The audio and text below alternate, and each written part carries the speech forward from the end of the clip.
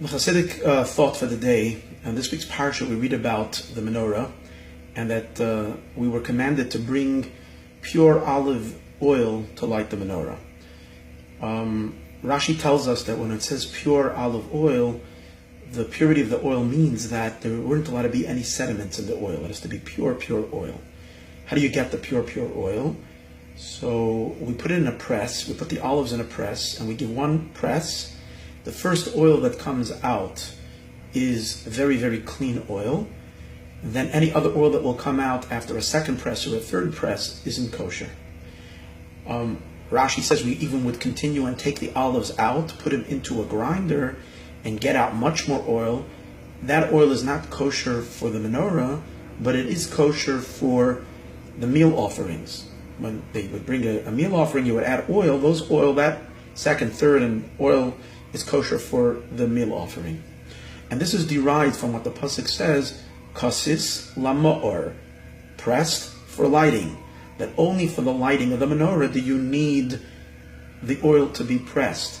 But for the mincha, it doesn't have to be pressed. And the phrase that Rashi uses, kasis lama'or, crushed for lighting, v'loi kasis lemenachos, and not crushed for the mincha. So the great Chassidic master Rabbi Moshe of Kubrin gives a fascinating lesson and insight. There are times in our lives that we have to apply pressure. There are times that we have to crush ourselves. If God forbid, we become very smug, we become very self-centered, and very comfortable with our own existence, which is taking away our natural seeking and yearning to cleave, to connect, to grow. The comfort of feeling sense of accomplishment and the like requires at times that a person should crush themselves. Or, God forbid, if we're on the wrong path and we need to do tshuva, there is an element of the cheshbon hanefesh. And the cheshbon hanefesh, which means a soul reckoning, soul searching, can sometimes involve bringing ourselves to a point where we become crushed. But we have to be very careful that kasis lama'or, that the press should only be temporarily, and it should lead us to greater joy. That the sadness must lead us into a greater joy, to light up with joy by feeling close to Hashem, as we recognize that which we were stuck in before is not our true self, but that's only an external klipa. And now that I freed my neshama from the klipa, from that bondage, from that external shell, I can connect to Hashem and I feel very close to Him. And I'm full of light and full of joy.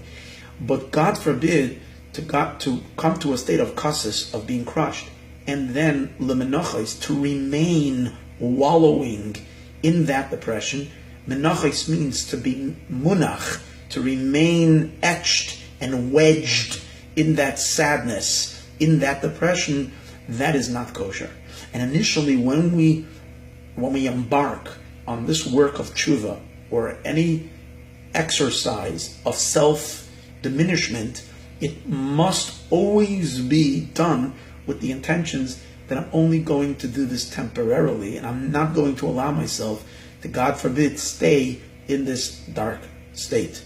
Kasis lama'or, pressed for light, but not v'loi kasis, but never pressed lemenachos, to remain entrenched in that dark mood.